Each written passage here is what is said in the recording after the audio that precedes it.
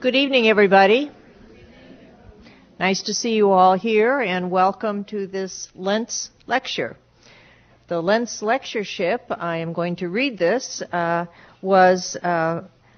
began a number of years ago for the express purpose of the giving of one or more lectures every third year by some outstanding Christian priest, minister, or layman upon the inspiring things that he may discern in the words Christo et Ecclesiae.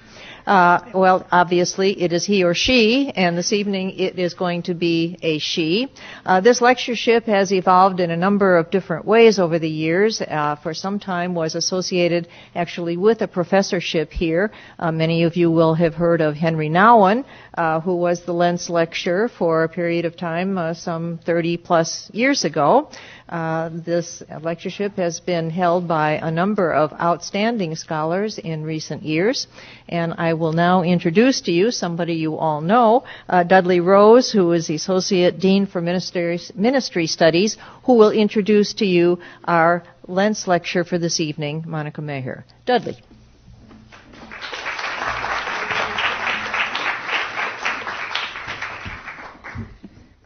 A little frightening to realize that I remember when Henry Nouwen was here. So it is my great personal and professional pleasure and honor to introduce this year's Lentz Memorial Lecturer, Professor Monica Maher. I first met Professor Maher when she was an MDiv student at HDS from the fall of 1994 to the spring of 1998, and had the privilege of advising her senior project. Professor Maher received her PhD in Christian ethics in 2004 from the Union Theological Seminary, where she was advised by Dr. Emily Towns. This year, as our Lentz lecturer, Professor Maher this fall co-taught with me Introduction to Ministry Studies, and this spring is teaching Borders and Bodies, Trans Femina Theologizing. Last year, Professor Maher was a WSRP Colorado Scholar and visiting lecturer in Women's Studies and Ethics, also here at Harvard Divinity School. And in 2006-07, she served as a visiting assistant professor of social ethics at Union Theological Seminary, where she taught courses in feminist religious social thought, sexual ethics, the interfaith studies, including Buddhist-Christian dialogue, wide range. Professor Maher's scholarly interests lie in the intersection of women's rights and religion, particularly women's interfaith dialogue and action in response to gender-based violence.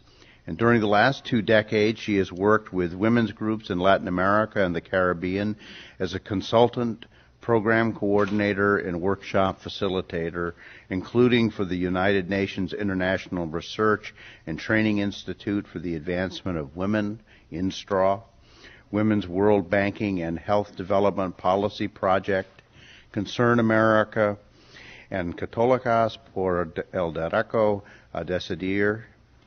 In 2004-05, as a Fulbright's New Century Scholar, she participated in collaborative international research on the theme Toward Equality, Global Empowerment of Women. Her individual project, Religion as a Source of Women's Empowerment, focused on Latin American women's theological creativity in response to gender violence, and her working group on gender violence created guidelines for an International Truth Commission on violence against women. Professor Maher's recent publications include Daring to Dream, Faith and Feminicide in Latin America, in Weep Not for Your Children, Essays in Religion and Violence, edited by Lisa Isherwood and Rosemary Radford Ruther. The Truth Will Set Us Free, Religion, Violence, and Women's Empowerment in Latin America, in Global Empowerment of Women, Responses to Globalization and Politicized Religions, edited by Carolyn Elliott. And Mystical Rebellion in Mexico, in our own Harvard Divinity Bulletin. Professor Maher's talk tonight is entitled Reclaiming the Human, Responding to Gender Violence in Mexico and Honduras. Please join me in offering a warm welcome to Professor Maher.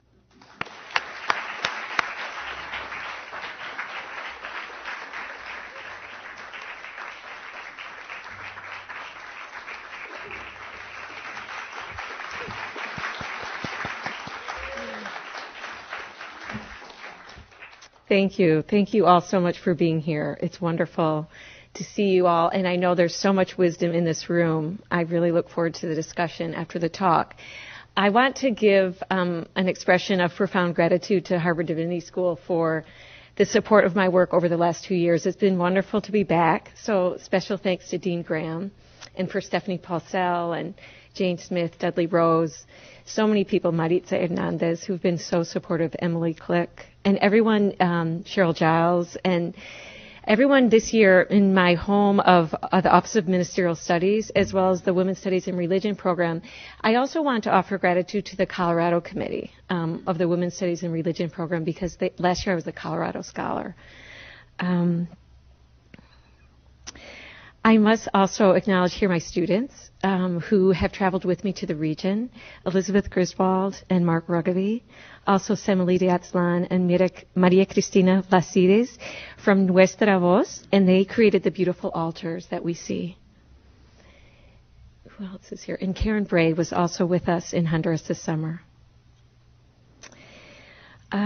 I want to dedicate the talk tonight to Angela Amaya, who was killed 4 months ago in Honduras, in northern Honduras, and to her mother, Doña Marcos. And they were former neighbors of mine, and they're close friends. So at the end of the talk, I'll show a series of images, and Angela's will be the first, and then her mother is the second, just so you know that.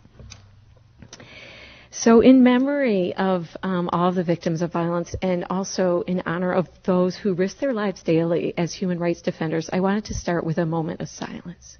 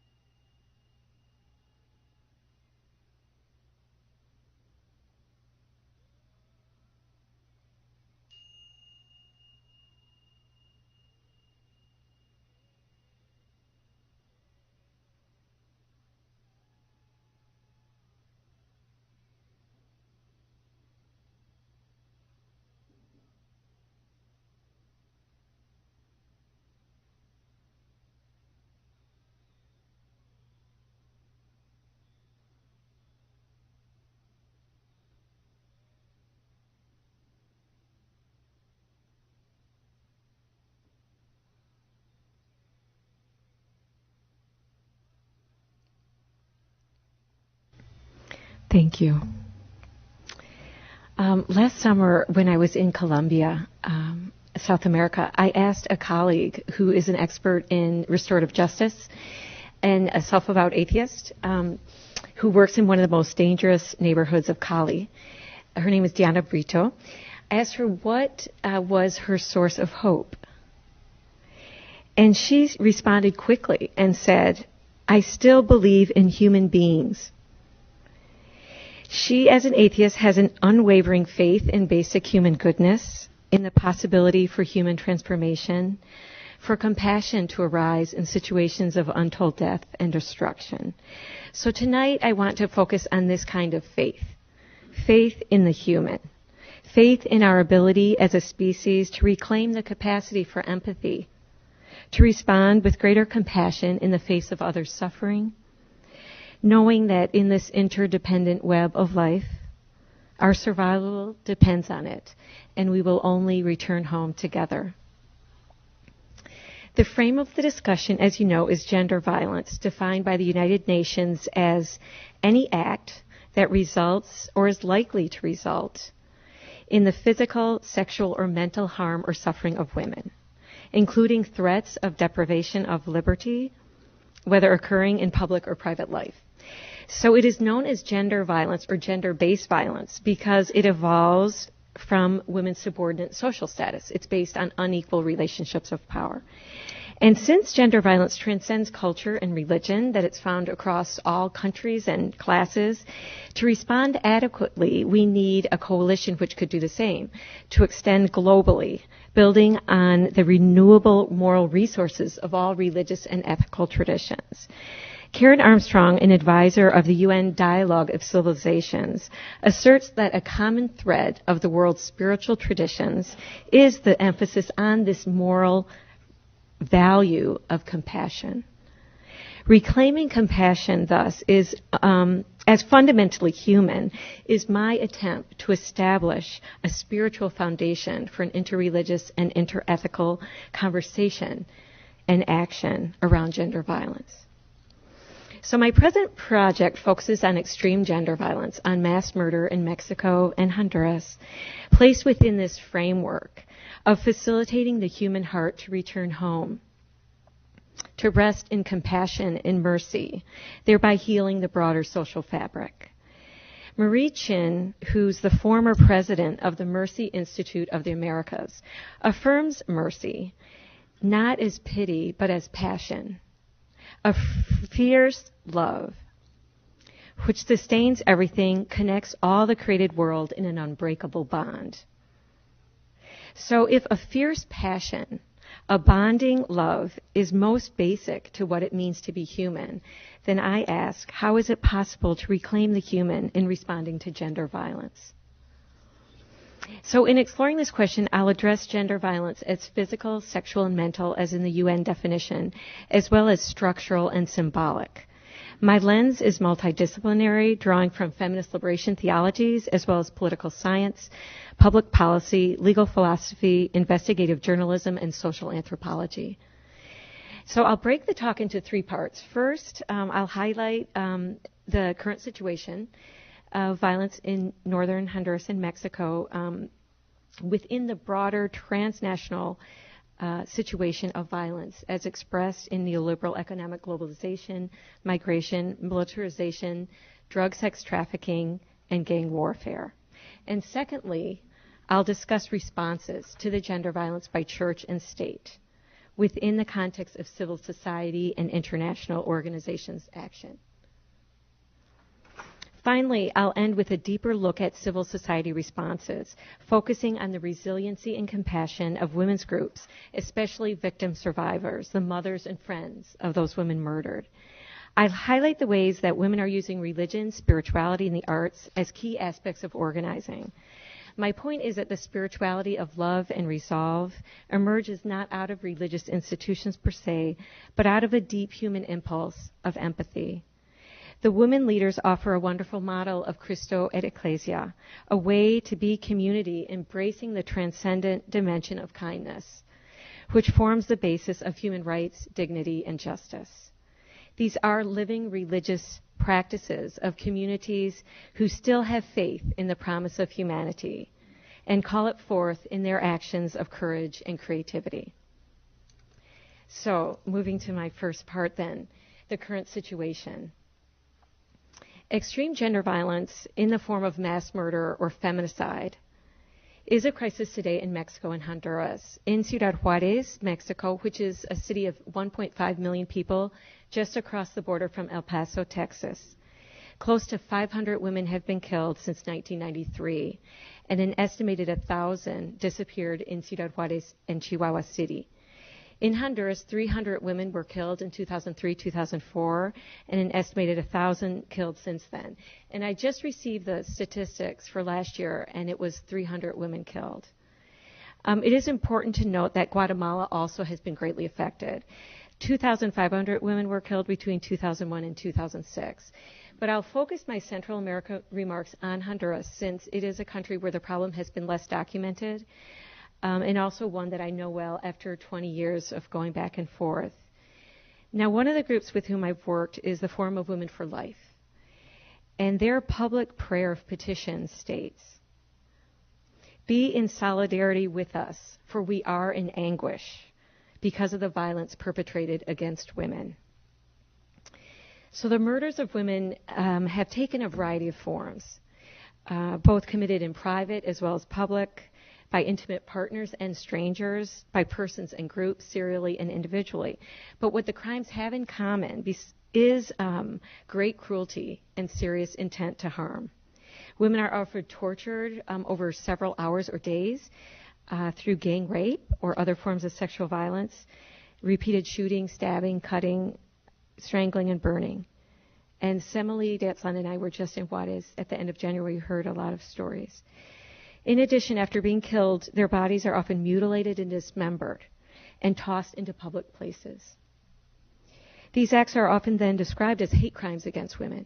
But it's important to remember that not only is gender a risk factor, but also class, race, and age, because most commonly the victims are girls or young women of color living in poverty. So I say violence against women, but often they say in Cuidad Juárez that half of the victims have been women or girls under the age of 22. So to discuss this extreme gender violence against women in Mexico and Honduras, here in the U.S., sometimes provokes a question. What does this have to do with us? So allow me to place the problem within a transnational context, emphasizing connections to the U.S. The economic, political, cultural, and military realities of all the Americas are tightly interwoven. It's important to remember that the U.S. annexed almost half of Mexico at the signing of the Treaty of Guadalupe Hidalgo in 1848, ending the Mexican-American War. Thus, large parts of our Southwest were previously the United States of Mexico. And the present-day crisis of feminicide is occurring within a transnational situation of structural violence marked by neoliberal capitalist economic globalization and great social dislocation. There is a growing gap between rich and poor, decreasing social services, and increasing urbanization, migration, trafficking of persons, forced prostitution, narco-trafficking, organized crime, and internal armed conflict. And Ciudad Juárez has been a model city for testing the neoliberal approach to economic development based on free trade and low-cost labor. The city has over 300 export assembly plants today, or maquilas, the maquiladoras, 80% of which are owned by U.S. corporations, who pay at least 4 times less what they would pay workers in the States. As political science scholars Kathleen Stout and Iracema Coronado of El Paso state, on a daily basis, residents in the mainstream U.S. may be wearing clothes assembled in a maquila, driving a car partly assembled in a maquila, opening garage doors, turning on electrical equipment, and consuming medical supplies, all assembled in the maquila. The borderlands is indispensable to our lives and economic well-being, despite what may be a widespread lack of awareness. Now, when this model of economic development was tested in the 1960s in Mexico as part of the border industrialization program, a large majority of the workers were women, and today they make up approximately half of the working force in the maquila. NAFTA, the North American Free Trade Agreement, begun in 1994, assured continuing subsidies and incentives for multinational investment in Mexico. And it's important to note that the wave of feminicides began to soar in Mexico the same year that NAFTA began. For Chicana scholar Gloria Ansaldúa, the U.S.-Mexican border es una herida abierta, is an open wound where the third world grates against the first and bleeds, and before a scab forms, it hemorrhages again. The year NAFTA began also saw a steep rise in drug cartels in Mexico, the free, though illegal, flow of trade and drugs into the U.S. Presently, an estimated $15 to $25 billion is generated annually from Mexico in illegal drug sales to the U.S. And recently, experts from Honduras, Guatemala, and Mexico noted that the areas that the murders of women are occurring in greatest number are the same areas where the drug cartels are concentrated, in the highway of narco-trafficking from Colombia up through Central America, Mexico, into the U.S. So it appears that women are being used as fodder in these conflicts. According to anthropologist Rita Laura Segato, drug cartels are using women's bodies to mark their territories vis-a-vis other cartels, as well as part of initiation rituals, to seal pacts of fidelity in any one cartel. Women killed are thus sometimes victims of market profiteering and sex trafficking, marked by extreme ritualized violence within the drug wars. And last year, over 5,000 people were killed in drug-related violence in Mexico, 1,600 in Ciudad Juárez. And it's also important to know that 90% of the guns in Mexico have come from the U.S. Presently, the U.S. is carrying out a $1.5 billion project to combat narco trafficking in Mexico, backing President Calderon, who has launched a war on drugs over the last 2 years. Critics contend that the 3-year project, Mérida Initiative, is based on policies doomed to fail, as with Plan Colombia, due to a focus on militarization and security rather than social and economic roots of the crisis. Now, only 3% of the total war on drugs budget goes to drug prevention and treatment in the U.S. Military aid goes directly to the Mexican armed forces, as well as to U.S. military contractors for providing equipment and training, including in torture techniques. Now, in an attempt to block drug trafficking into the U.S., the Department of Homeland Security is building a wall at an estimated cost of $4 million per mile along what is a 2,000-mile border. Currently, there are 6,000 U.S. troops at the border and 5,000 now, going up to 7,000 Mexican federal soldiers. Critics urge the U.S. administration to distinguish the war on drugs or the war on narco traffickers from the war on the poor, those fleeing across the border to escape the violence of poverty and the drug cartels. Indeed, reports indicate that the majority of those captured at the border have been economic refugees from Mexico and Central America, not high-risk criminals. And in fact, among the effects of NAFTA has been the increasing abandonment of agriculture by poor peasants in favor of migration. And a large part today of Mexico's annual revenue, as well as Honduras, is that of the remittances of hardworking immigrants in the U.S. with and without papers who send economic support back to their families. And although Honduras does not share a physical border with the U.S., it nonetheless, like Mexico, can be considered a borderlands, as a place where two cultures grate against each other and bleed. U.S. involvement in the country is unmistakable. The original banana republic, Honduras banana industry, has been dominated since the late 1800s by United Fruit and Standard Fruit, which we know more commonly as Chiquita and Dole. In more recent times, during the Reagan administration, military aid to Honduras in the form of $77.4 million in 1984 formed part of an anti-communist vision to eliminate dissidents and insurgents. This was a time when Honduras was not at war and had only 4 million people. The aid supported Contras to Nicaragua, government forces in El Salvador, and the elite Battalion 316 Death Squad in Honduras. And today, this military training and equipment has reappeared in Central America as in the hands of narco-traffickers, gang members, and others. Reagan also spearheaded the Caribbean Basin Initiative, the CBI. A private sector project was also linked to military assistance, $10 million alone to Honduras, fostering the growth beginning in 1987 of industrial processing zones, which offered exemptions to U.S. corporations for establishing the export assembly plants. This economic development policy has continued through CAFTA in Honduras, the Central America Free Trade Agreement. Between 1989 and 1998, the number of maquila workers in Honduras grew from 8,000 to 100,000, largely in the northern industrial zone of San Pedro Sula. Today, feminicides in Honduras are concentrated also in this northern zone, where, like in Cuidad Juárez, the multinational factories proliferate which employ young women. In 2003, 70% of the maquila workers in Honduras were women. With neoliberal economic development has come a clear shift in the gender division of labor, where young women, many migrants from the rural areas, function as sole heads of household for extended families. As a large pool of new workers away from traditional family ties, they are a vulnerable target for violence. Due to the internal migration of women, there has been a tripling of the population in some factory towns in Honduras, and there's been a change in the gender balance between ages 15 to 35 in the whole San Pedro Sula area. So in the face of these rapid socioeconomic changes, traditional male identity is threatened. To gain an income and sense of belonging, increasing numbers of disenfranchised men are turning to drugs, organized crime, and gangs. And indeed, in the midst of rising absolute poverty in Mexico and Honduras, gang violence has skyrocketed, both as part of international criminal networks as well as local less powerful groups. U.S. deportation policies of Central Americans in the last decade has also impacted this growth. Both Mexico and Honduras have turned to former New York Mayor Giuliani as an expert consultant for curbing rising crime rates.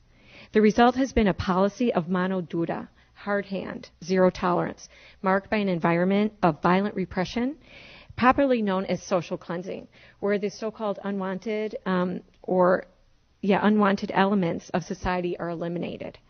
In Honduras, this took extreme expression under the administration of President Maduro beginning in 2002 with what was called the war against delincuentes, the war against delinquents or criminals, in which many street children and young men were killed or put into prison for newly defined crimes such as illicit association or having a tattoo or looking suspicious.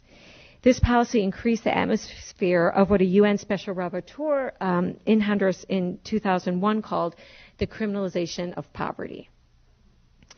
Thus, the current crisis of violence against women in northern Mexico and Honduras exists within a transnational framework of structural violence profoundly impacted by rapid socioeconomic changes. In fact, research around the world demonstrates that there is an increase in violence against women with an increase in the process of neoliberal economic development, capitalist development. The violence against women is occurring within a complex situation of interlocking systems of economic and political injustice with deep relationships to U.S. policies, which have often fueled the violence. The overall context for the majority of Mexicans and Hondurans is that of fear and the struggle to survive in a new world of the disposable, lo desechable. Indeed, if there has been one word that has recurred over and over in the research, it's been desechable, which is disposable or throwaway, dispensable. Certain lives don't matter, and therefore neither do the deaths. Development requires a certain amount of sacrifice, and those most dispensable are poor, young, indigenous women, migrants. A prayer for the borderlands of the U.S. and Mexican Presbyterian churches in 2005 stated, "We confess to you that we have created societies of disposable people.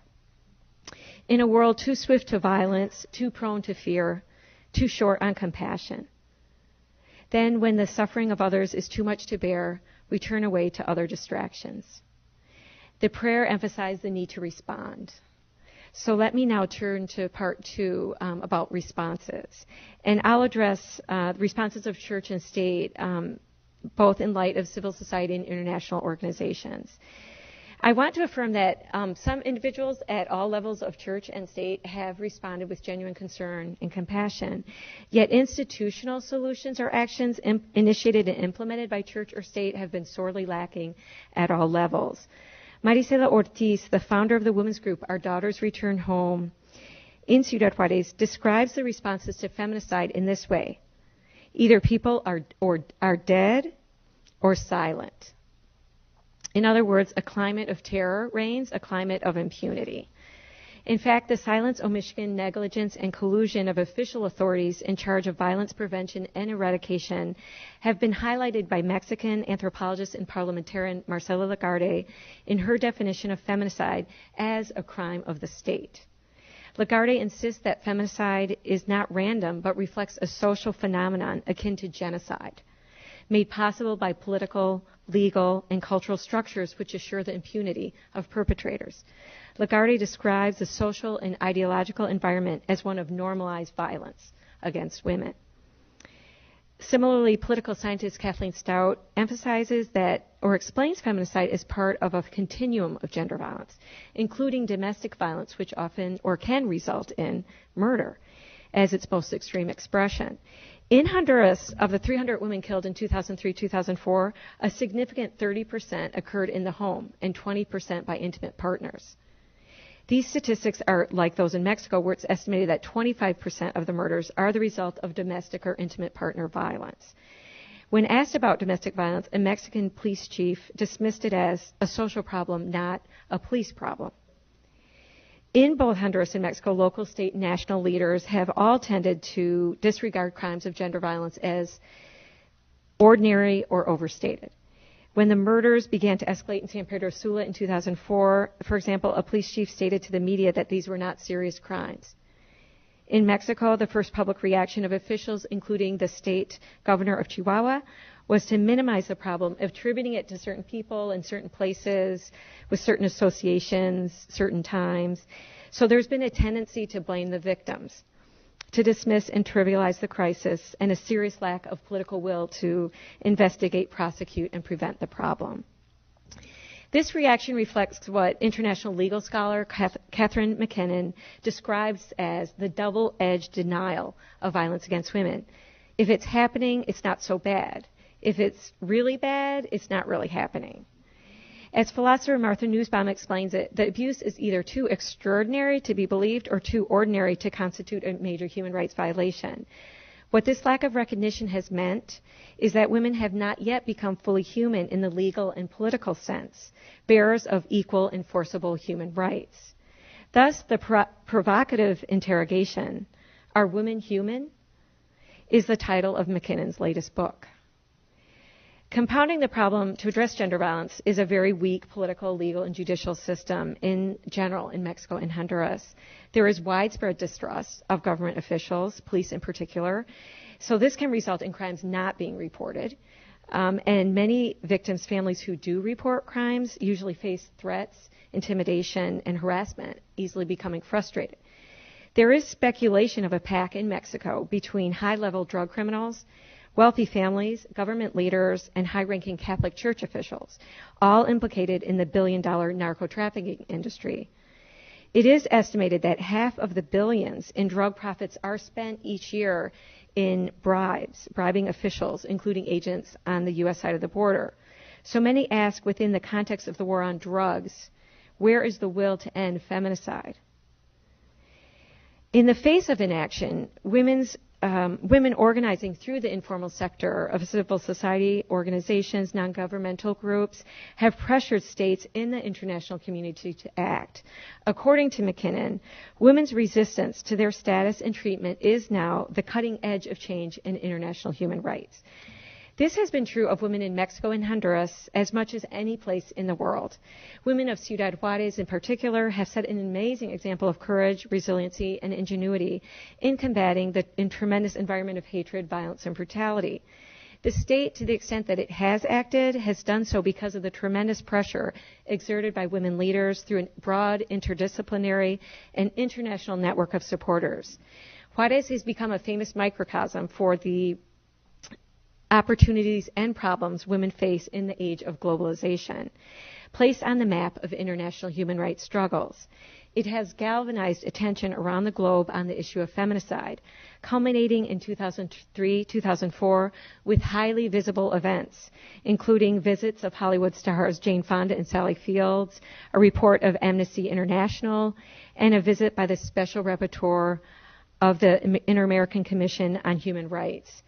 International attention continued in 2005-2006 with visits by representatives of U.S. Congress, the UN Rapporteur against Violence Against Women, and a special hearing on feminicide of the Inter-American Commission on Human Rights. As a result, the Mexican government has moved to form investigative commissions at the federal and state level.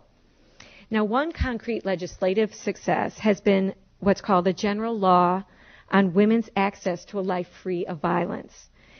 Upon the second anniversary of this federal law in January, Amnesty International reported that the law has had no impact due to a clear and deplorable lack of state-level commitment.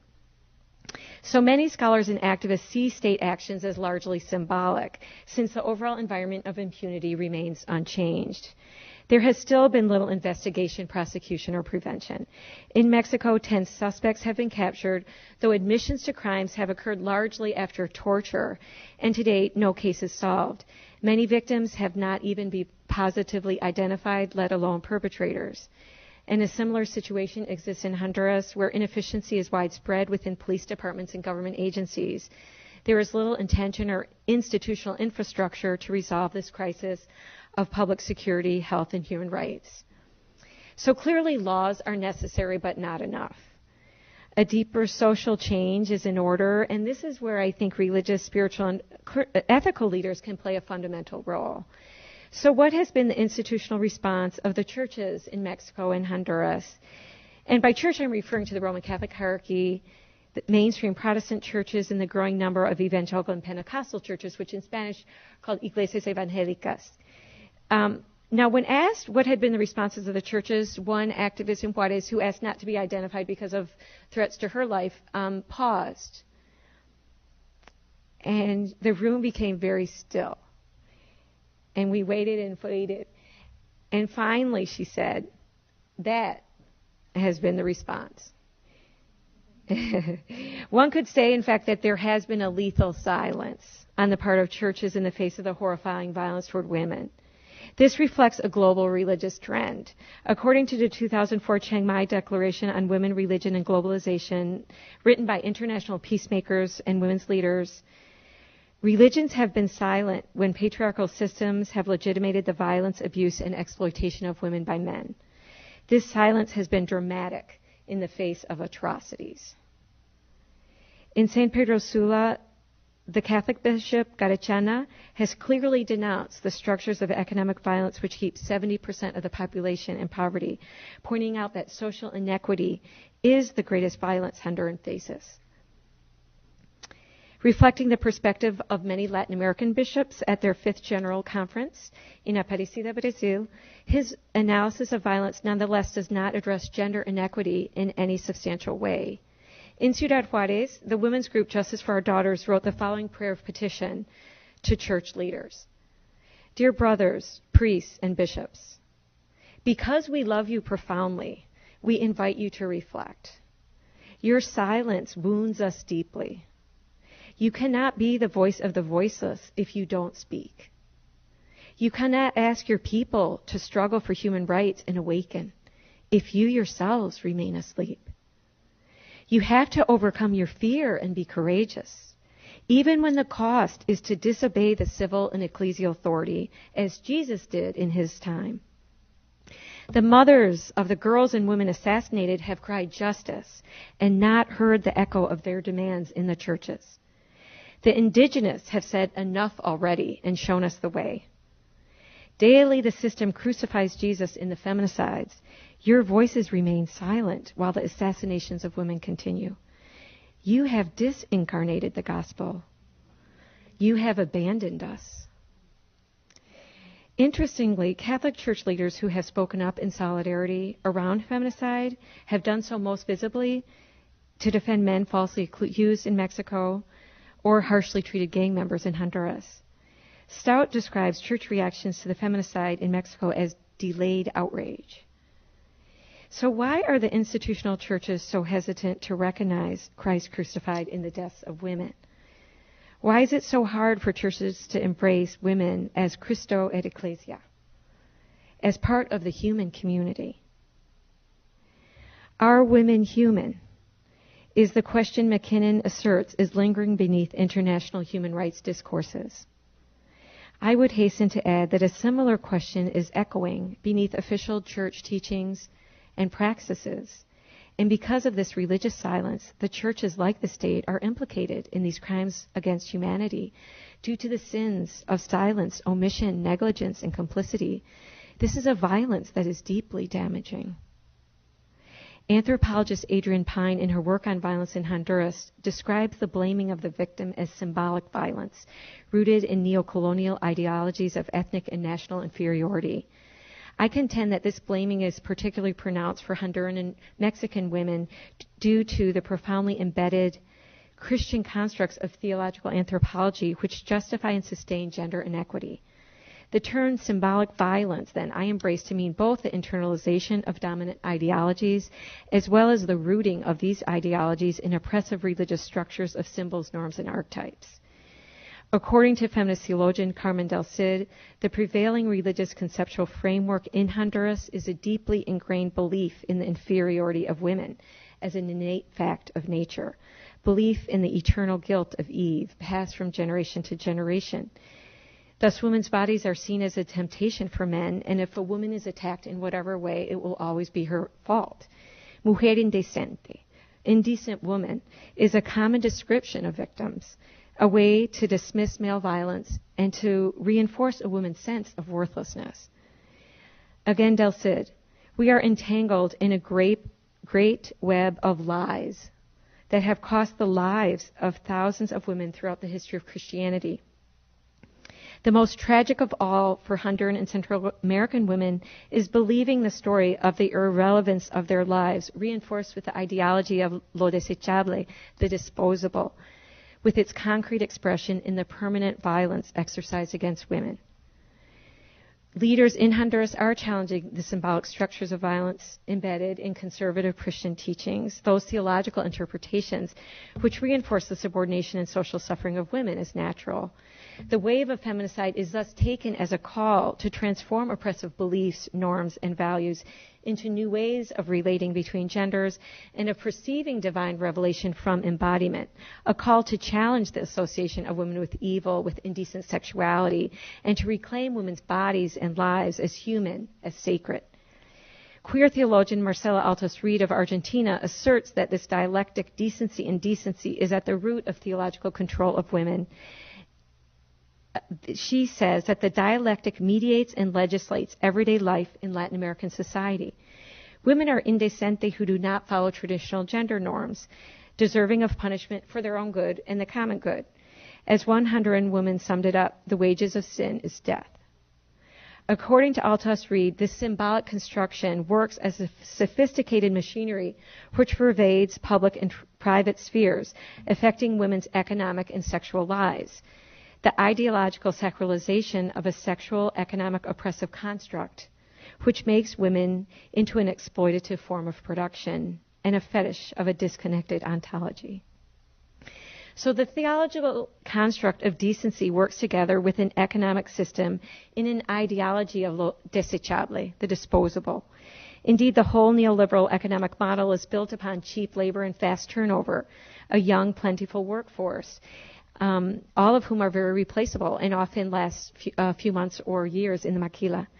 In Honduras, along with the widespread growth of the maquila industry, has come growth in the Iglesias Evangélicas, non-mainline Protestant churches, many connected to international networks out of the U.S., which stress the leadership of the male in church and society, in the family, as Christ is head in the church. Now, women are taught to be obedient and passive, and the ideologies have reinforced the workplace ethic of the multinational companies who are lured into Honduras with publicity about the huge potential pool of compliant workers. Pine has found a growing number of women factory workers are joining the churches, the new churches. And yet women are caught in a double bind because as they conform to the new work standards, disciplining their bodies to a new time clock and production quotas, they do face new obstacles in society and family. As modern wage earners in public sphere, they no longer fit the traditional model of femininity. In Pine's analysis, then, women are seen as both necessary as well as problematic to modern social and economic development. Indeed, women often face criticism for social demise in Honduras and Mexico, blamed for failing in their ability as mothers to raise healthy sons and decent daughters, to keep the social and family fabric together. They are seen as responsible for rising crime rates, gang violence, and widespread immorality. There is a sense of annoyance, often expressed by church leaders, to women for not fulfilling what is perceived as their natural roles, for protecting and preserving their cultural and moral order. But it is in reality largely women who have mobilized for justice and for peace in face of the violence. In fact, in Mexico, mothers of the daughters killed, as well as of sons wrongly accused, are working together, building bridges of support. In Honduras, it has been women, many mothers, and also many young and single, who have mobilized in response to the violence, working to end the deaths of those whom they call sisters. In both countries, women friends, teachers, and lawyers have joined to address both the immediate personal trauma of children and families, as well as the broader social trauma marked by injustice and impunity. Marisela Ortiz of Our Daughters Return Home has spearheaded, for example, a project of healing through the creative arts for orphan children. Esther Chavez Chano, the winner of Mexico's Human Rights Award last year, and a longtime activist against feminicide in Juárez, is the director and founder of Casa Amiga, the first and only battered shelter in Ciudad Juárez for women. Like many political activists, they are deeply involved in providing services of care and healing to those suffering from violence. So allow me to conclude now explaining a bit more the work of these leaders, highlighting the ways that they have drawn upon spirituality and religion to fuel their struggles, despite the support despite the lack of support. Indeed, the resistance, intimidation, and humiliation of both church and state. I would contend that it is they who are reclaiming the human in their responses, reclaiming the humanity of the victims and of all women, and reclaiming the humanity of perpetrators by demanding accountability for actions, and of children by offering new hope for the future possibilities. As women in Honduras state, we will not let the environment of insecurity and fear rob us of our capacity to love, to laugh, and to be in solidarity. Throughout their struggles, women, family members, and friends, companions in the solidarity with the victims, have been incredibly imaginative in their responses to the violence. And you see some of it here, creating public altars, murals, songs, rituals, and prayers. They've followed their own liturgical calendar, marking Good Friday and the Days of the Dead, as well as the Day of Friendship and Love, Valentine's Day, International Women's Day, celebrated this week, and the International Day of Nonviolence Against Women. And religious and spiritual themes and symbols have been present throughout. And you will see these images just in about 2 minutes. In northern Honduras, the Forum of Women for Life since 2004 has held a monthly vigil in front of the Catholic Cathedral in San Pedro Sula, often placing their own shoes along with crosses with the victims' names right on the steps as symbols of communion with the victims, claiming the sacredness of ordinary life, reaffirming the oneness of the living and the dead, and they read the names of those recently killed and all respond presente. The Women's Psalm of the Forum for Women for Life cries out to God, "Where are the laws? Where are the authorities so that justice is done for us? Only you are there, in the street, here with us. Because in your eyes the blood shed for every girl and every woman is priceless." The women's group Justice for Our Daughters in Ciudad Juárez similarly asserts this solidarity of God. The mothers, women of struggle, of hope, of faith, have the certainty that our Mother, Father, God struggles at our side, and that God's name is justice, dignity, and compassion. The group participated with many others in a 365-kilometer, 10-day march through the desert from Chihuahua City to Ciudad Juárez, called the Exodus for Life. And it was a pilgrimage, one of many examples of women's reinterpretation of religious symbols and stories and traditions in order to draw attention to the truth and relevance of their lives. Voces Sin Echo, Voices Without Echo, is one of the first groups which responded in Ciudad Juárez, and they called attention to the murders by painting black crosses on pink backgrounds throughout the city every time a woman was murdered. And officials tried to destroy the symbols, but they returned again and again, risking their lives to repaint and replace the crosses. And today, this symbol is synonymous with the movement in Juárez. The cross is a symbol of unjust crucifixion, of the silence, impunity, and injustice of church and state. It's a loud lament, a demand to recognize death, turn to truth-telling, and join justice-making. Through reappropriating religious symbols, prayers, and other practices, the women have protested transnational forces of structural and symbolic violence embedded in economic, political, and religious institutions, bringing international attention to their struggles for health, dignity, and rights. So they are exhibiting a moral agency at multiple levels, resisting many forms of patriarchy and asserting and reclaiming their humanity.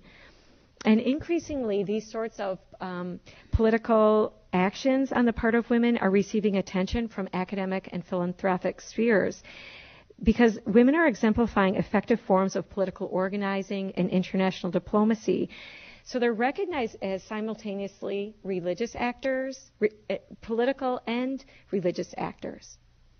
They're practicing their religion and they're acting politically, exercising both their global and civil citizenship, because they're challenging the local impacts of global forces.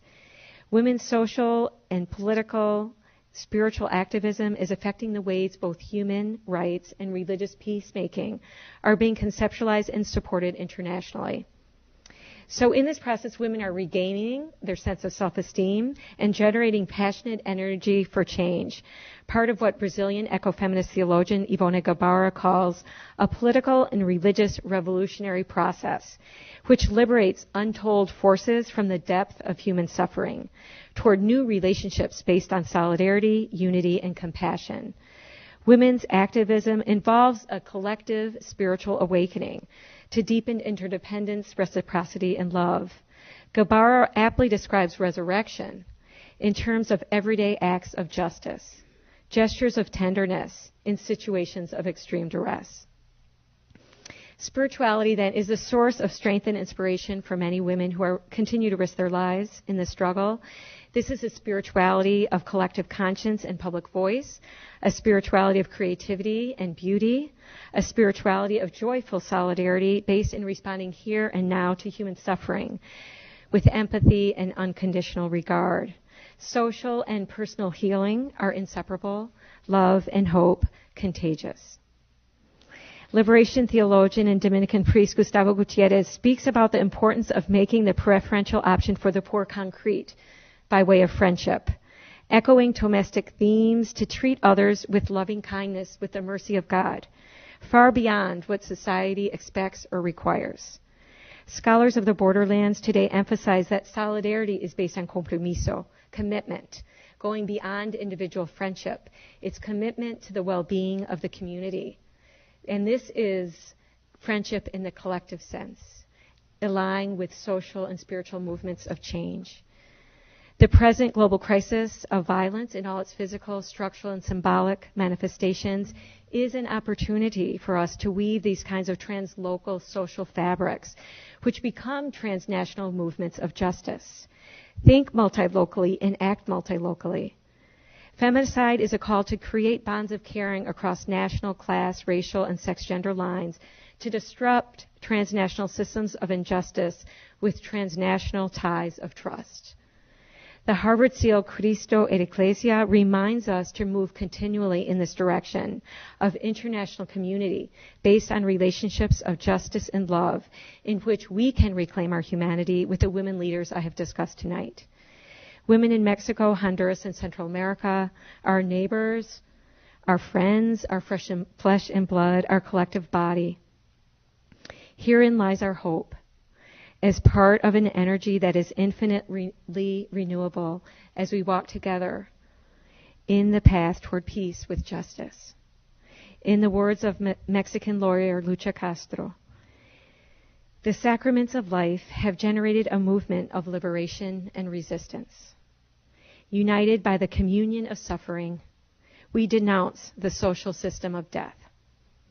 The Great Spirit is with us. We are strength that engenders life, bearers of hope, prophets that denounce injustices, the unjust crosses. The open wounds cannot bleed indefinitely.